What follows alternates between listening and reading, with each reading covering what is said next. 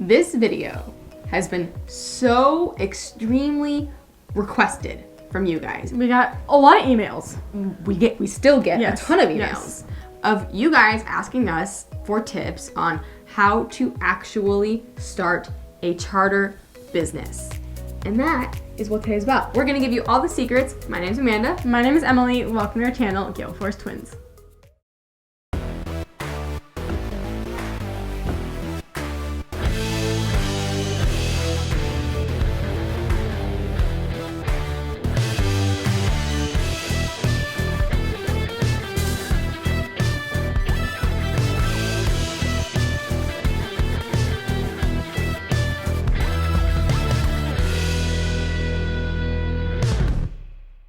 Some of you may know that while we were in college, we worked on multiple charter fishing boats to earn our captain's licenses. From there, we worked as captains for hire on multiple fishing charter boats. And then from there, we finally went and had our own charter business for a couple of years before COVID happened. You guys now know things have changed for us, and we are now full-time in the YouTube content creation world, which we absolutely love because we get to produce educational fishing and boat handling videos for you guys just like this one. But since we've done it, we've been there, we are going to tell you exactly how we did it. And we're also going to add that, I will add that we do live in the state of Florida. So South Florida. We will touch on a little bit of the details on what licenses and permits you need to do this in Florida specifically. But this is going to be helpful even if you live in the Northeast or California Texas. or Texas. You're just going to have to double check some of your state's permits.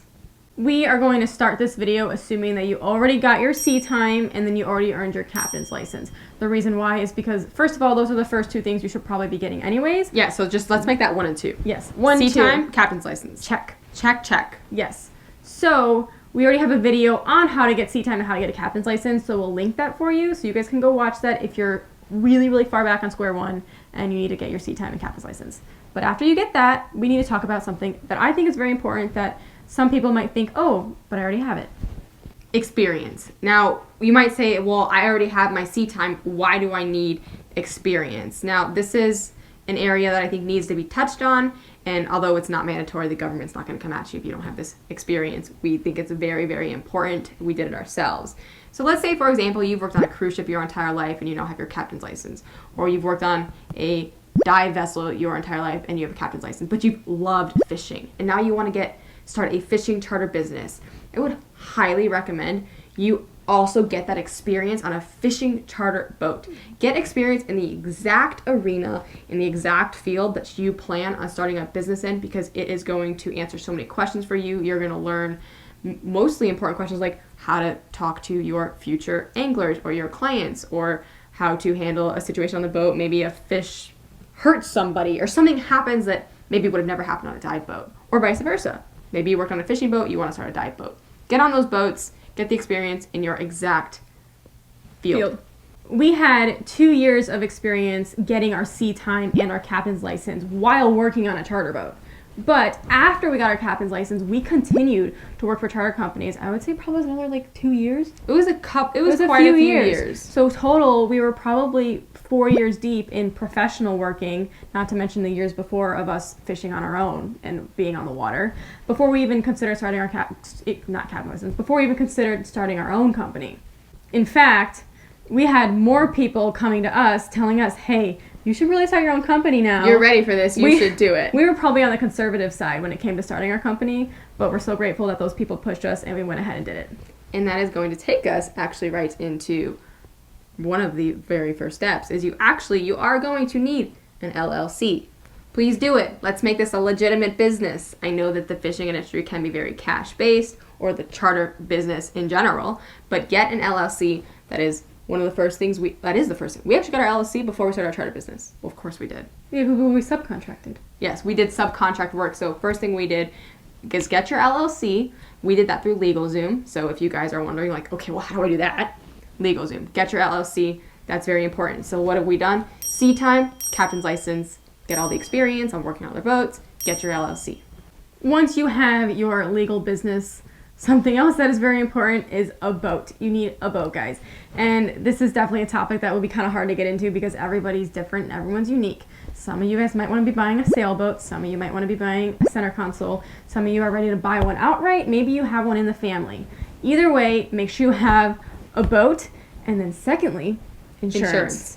It's going to be very important to get commercial insurance for your boat, because now this boat is a charter boat. So whether you bought the boat intending it to be a charter boat, or you already have a boat and it has recreational insurance, just remember that you're going to need that commercial insurance. No matter how the boat started out, you're going to need the commercial insurance. Something else to consider is, if you are going to be a fishing charter boat, are you going to also offer snorkeling tours? Because those are different kinds of insurance, and your insurance agent will definitely talk you through that and help you with that. But we got both, even though I think we ran less than 5 sandbar snorkel trips. We almost always did fishing, but sometimes you get that person that wants to jump in. That was the one thing, was in the fishing charter industry, you'll get a lot of people that they're really hot and they want to cool off.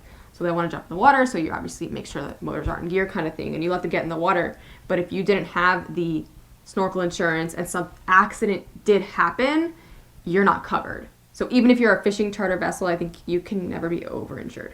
That's very true.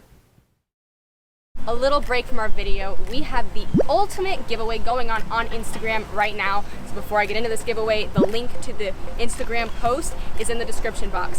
We're giving away a $3,000 value giveaway. We've partnered up with the Gale Force twins. We're going to be giving away a brand new Accurate Valiant that's actually Gale Force engraved. We are also giving away, with Jig Pro, $500 worth of slow pitch jigs. And we partnered up with American Patriot Fishing. Now, that's a head boat that does overnight trips. They're giving away an overnight trip to the Florida Keys, and I can't forget, Ryan is fishing. He is giving away a GoPro 9, brand new. So this is an ultimate giveaway. It's going to be winner take all, literally all of it. So go ahead, click on that link to the Instagram post in the description box, where you can learn everything you need to know about how to enter and win all these amazing prizes. Let's get back to the video. No matter what kind of charter business you decide to start, you are going to need permits. You're going to need to look it up for yourself, but I can give you some input on the charter fishing side of the permits that you're going to need. The first type of permit you're going to need are your NOAA permits. Now, NOAA permits are specific to your region in the United States. So we're in the Southeast region. I can tell you our Southeast region permits, but we're going to put a link in the description box for you to figure out, depending on where your business is out of, what kind of NOAA permits you're going to need. Our 3 permits are Atlantic Dolphin Wahoo, Pelagic Species, and Snapper Grouper. All for charter head boat. Yes, all for charter boats and head boats. But that is for us. It's going to be different if you're in the Gulf. Even if you're on the Gulf side of Florida, it's going to be different. If you're in Texas, if you're on the west coast of the United States, guys, it's all going to be different, so that link will be in the description box for you. The other type of permit, and I don't know if I would consider a permit as more of a license maybe, Yes. would be specific to us, but also it could be to you if you're in a similar situation. Yes. It is going to be your state permit. So depending on which state you're in, go ahead, look this up. Just to clarify, one thing is that the NOAA permits that we're talking about earlier are going to be specific to your commercial vessel. They're not to your person or to you. To yourself. To yourself. Now, this next permit that we're talking about, the state permit, we have FWC permits that's specific to me and specific to her. It's a little card. This license is really good for you alone. So let's say you are going to subcontract and you're going to work on someone else's boat. What this does is it covers you plus 10 people. So if I take 10 people out fishing, each of those individual people can fill up their fish limit, their fish aggregate, if it's snapper fishing, whatever it is, and none of them need fishing licenses because I'm covering me plus all of them. Right, so this is a great example too, is if you're going to be the kind of captain that goes on other people's boats. You don't have to worry about them having their permits. You have this, you're covering yourself and them. It's not specific to the boat, it's specific to you as a person. Now that you're all ready to start taking people out, let's talk about how you get fishing trips. How do you tell people, hey, hey, I'm available, I want to take you fishing? The first thing you're going to want to do is get a website.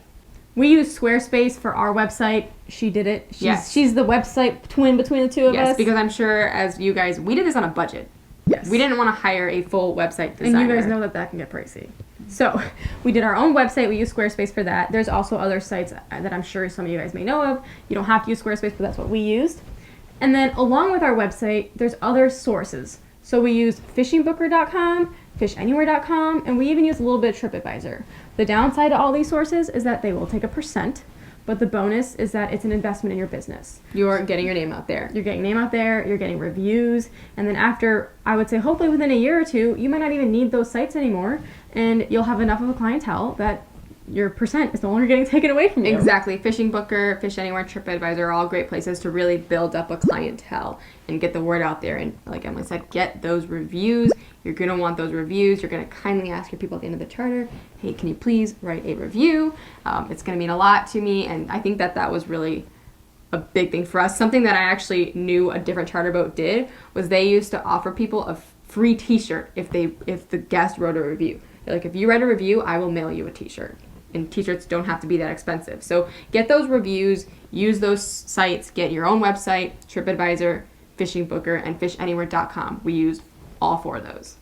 The next thing you're going to want to do is brand yourself. And you want to brand yourself the right way. So something that I think is important that we touch on is creating different pages for different platforms. So it's Instagram, Facebook, YouTube, TikTok. Now I'm not saying it's required to be on all by any means, but definitely pick a few.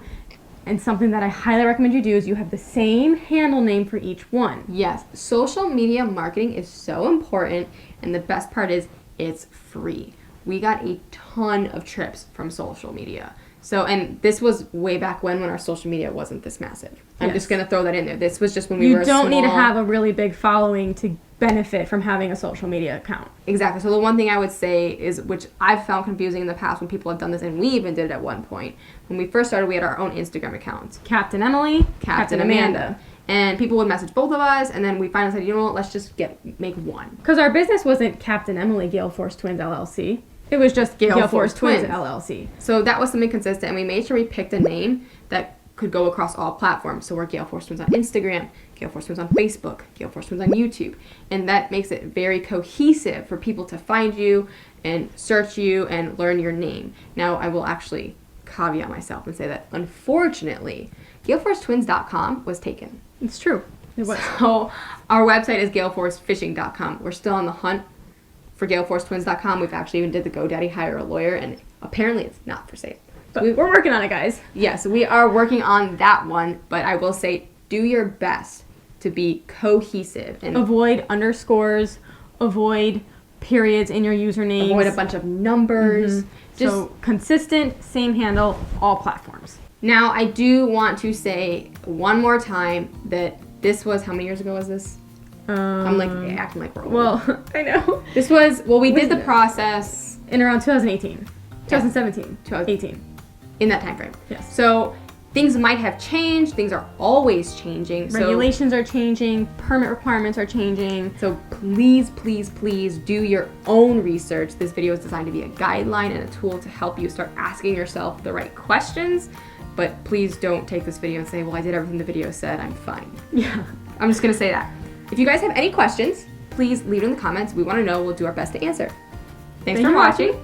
Make sure you follow Gale Force Twins on Facebook, Instagram, YouTube, and TikTok.